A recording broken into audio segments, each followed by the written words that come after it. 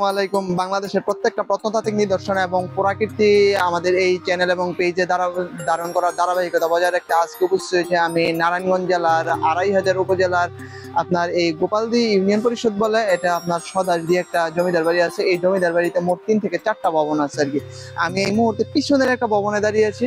এই ভবনটার দশা একদম বেহাল। এটার ভিতরে আমি আস্তে আস্তে করে প্রবেশ করবো, তবে এই ভবনটার ভিতরে প্রবেশ করতে একটা আমরা ঝুঁকি আছে। এই কারণে আমরা দূর থেকে আপনাদেরকে এই বিষয়টা কয়েকটা দেখিয়ে দেবো, আর যতটুকু যাওয়া সম্ভব হয় ততটুকু আমরা যাবো। তাহলে চলেন এবার ভবনের ভিতরে প্রবেশ করি। এই মুহূর্তে আমি ঠিক আপনার ভবনের ভিতরে প্রবেশ করলাম। এই ভবনটার বয়স স্থানীয়দের ভাষ্যমতে প্রায় ১৫০ বছরের অধিক। আমি প্রায় সময় একটা কথা বলি, এইসব জায়গা আসলে আমার কাছে আপনার একটা বিষয় মনে হয় যে এক সময়কার একটা এই যে বিলাসী একটা প্রাসাদ আজকে শুধুই পরিত্যক্ত অবস্থায় পড়ে আছে আর কি। এই ধরনের বাড়িগুলোতে আপনার যত্নের অভাবে এবং আপনার সংস্কার এবং সংরক্ষণের অভাবে আপনার বিভিন্ন গাছ দ্বারা আচ্ছাদিত হয়। সাধারণত আপনার দেখা যায় আপনার পাতানো যে গাছগুলো থাকে এইটা, আর একটা বট গাছ দ্বারা বেশিরভাগ আপনার এগুলো আচ্ছাদিত, এবং বট গাছটা এইসব ভবনের জন্য সত্যি খুব ঝুঁকিপূর্ণ। তার একটা নমুনা আমি আপনাদেরকে একটু পরে ওই পাশ থেকে দেখাবো। তাহলে এই ভবনটার ভিতরে প্রবেশ করি, চলেন। আমরা এখন ভবনের নিচে নামলাম। এই যে দেখেন, এখন আছি আপনার ভবনের একটা কক্ষে। যদি এই কক্ষের অবস্থানটা দেখেন আপনি, এই যে দেখেন একটা বট গাছের একটা শেকড় দেখেন। এই যে বট গাছ, সাধারণত ভবনগুলোতে আপনার বট গাছের দ্বারাই প্রভাবিত হয় আর কি। যদিও ভবনটা আপনার পুরানো, কিন্তু একটা বিষয় দেখে আমি আবির্ভূত হলাম, আপনার এই ভবনে আপনার নতুনত্বের কিছু ছোঁয়া আছে। যেমন আপনার এই ভবনগুলো সাধারণত চুন সুরকি দিয়ে তৈরি করা হয়, ইট চুন এবং সুরকি। কিন্তু এই জায়গায় এসে আমি একটা দেখলাম যে এই যে দেখেন সিমেন্টের একটা আস্তর আছে আর কি। এই যে ভবনগুলোর অবস্থানটা কেমন আর অবস্থাটা কি, এইটা দেখেন। এই যে দেখেন, এই যে দেখেন কি অবস্থা হয়েছে আপনার ভবনগুলো। এই যে ভবনগুলো চতুর্দিকে আপনার ফাটল ধরেছে। এই যে সম্প্রতি আপনার ভূমিকম্পে বড় বড় বিল্ডিং ভেঙেছে, কিন্তু এই পুরানো এই পরিত্যক্ত প্রাসাদগুলো কিন্তু তেমন কিছু হয়নি। আপনারা আবার ভাববেন না যে এটা ভূমিকম্পের কারণে, সম্প্রতি ভূমিকম্পের কারণে ফাটল ধরেছে। এই ভবনগুলো কিন্তু পূর্বেরই ফাটল ধরা ভবন। এই কারণে আপনার সরকার কর্তৃক এই ভবনে বসবাস করা নিষেধাজ্ঞা জারি করা হয়েছে। এই কারণে আপনার এই ভবনগুলোতে এখন আর তেমন কোনো মানুষ থাকে না। তবে এই দুই একটা ভবনে কয়েকটা পরিবার থাকে ঝুঁকি নিয়েই আপনার। এখন আপনার ভবনের ভিতর দিক দিয়ে না গিয়ে আপনার এই যে এই পাশে একটা আছে আপনার, এই যে এই ভবনটার ঠিক মধ্যস্থানে প্রবেশ করবো আর কি। এই যে আমি এখন ভবনের যে পাশটাতে আপনার যেই জায়গাটাতে দাঁড়িয়ে আছি, জায়গাটা সত্যি ঝুঁকিপূর্ণ। আপনার এই ধরনের পাতানো গাছ এবং এইসব বৃক্ষের নিচে সাধারণত আপনার বিষধর সাপগুলো অবস্থান করে এবং পোকামাকড় থাকার সম্ভাবনা অধিক হারে বিদ্যমান থাকে আর কি। তাহলে চলেন, ভবনের ৩ তলাতে উঠার কোনো ব্যবস্থা নাই। ৩ তলার যে প্রবেশ পথটা এটা ভাঙা আছে, যতটুকু পর্যন্ত ঢুকা যায় অতটুকু পর্যন্ত ঢুকবো আর এটা দেখবো এবং আপনাদেরকে দেখাবো। তারপরে আপনাদেরকে একটা কথা বলে রাখি, যদি আপনারা আমাদের চ্যানেল নতুন হয়ে থাকেন তাহলে অবশ্যই সাবস্ক্রাইব করবেন, আর যদি পেজ থেকে দেখে থাকেন তাহলে অবশ্যই ফলো করবেন, আর এই কন্টেন্ট গুলো আপনারা সবাইকে দেখার সুযোগ করে দিতে শেয়ার করবেন। আর যে কোনো ভুলভ্রান্তি ধরতে আপনারা কমেন্ট বক্সে আমাদেরকে কমেন্ট করতে পারেন, আর যদি ভালো লাগে তাহলে অবশ্যই লাইক করবেন।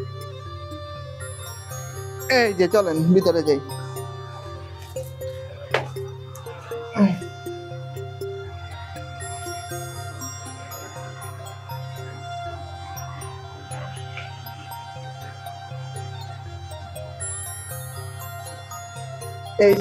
এই যে আমি এখন আপনার এই যে দোতলায় প্রবেশ করলাম। এটা হলো ভবনের দোতলা। আরেক তলা আছে, আরেক তলার প্রবেশ পথটা কোন দিকে? এই দিক দিয়ে গিয়ে এইদিকে দোতলাটা চলেন আগে দেখি। এই যে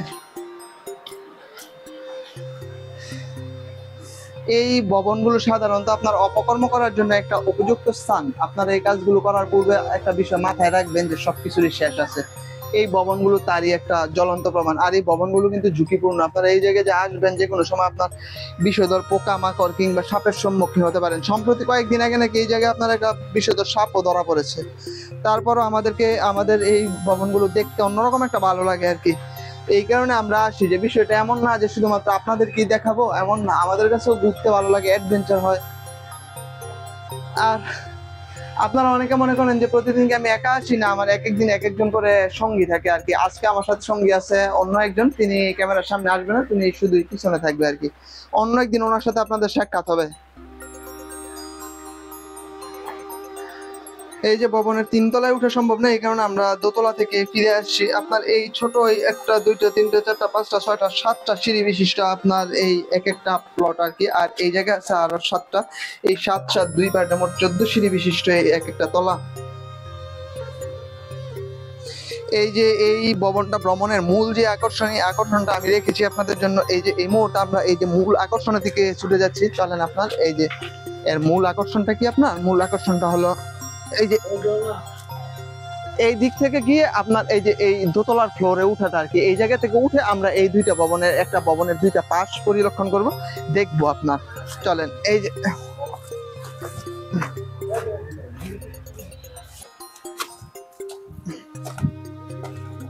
এই যে এখানে হলো ভবনটার শেষ।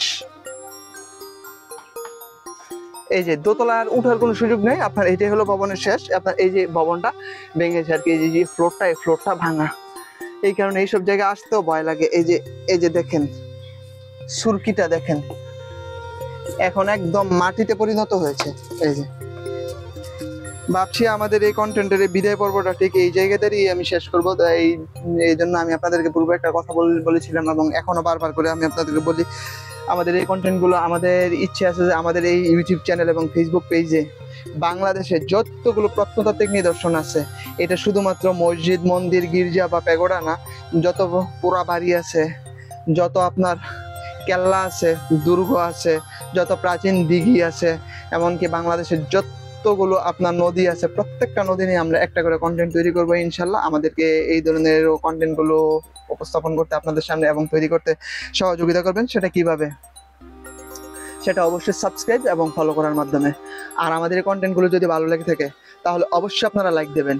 আর আমাদেরকে যে কোনো রিপোর্ট দিতে অবশ্যই আপনারা কমেন্ট করবেন, সেটা ইতিবাচক হোক নেতিবাচক হোক, কোনো সমস্যা নেই। আর যদি এটা আপনারা চান যে সবাইকে ছড়িয়ে দিতে, তাহলে শেয়ার করতে পারেন। আর এই জায়গা থেকে আমরা বিদায় নিচ্ছি। আমাদের এই কন্টেন্টগুলো আপনার ইউটিউব এবং একই সাথে ফেসবুকে আপলোড করা হয়। আমাদের এই চ্যানেলে আপনার ডকুমেন্টারি দেওয়া হয়, ব্লগিংও দেওয়া হয়। এই কারণে যেটা আপনাদের কাছে খুব ভালো লাগে এটা আপনাদেরকে জানাবেন এবং আমরা এইগুলোই আপনাদেরকে উপস্থাপন করার চেষ্টা করবো, দেওয়ার চেষ্টা করবো।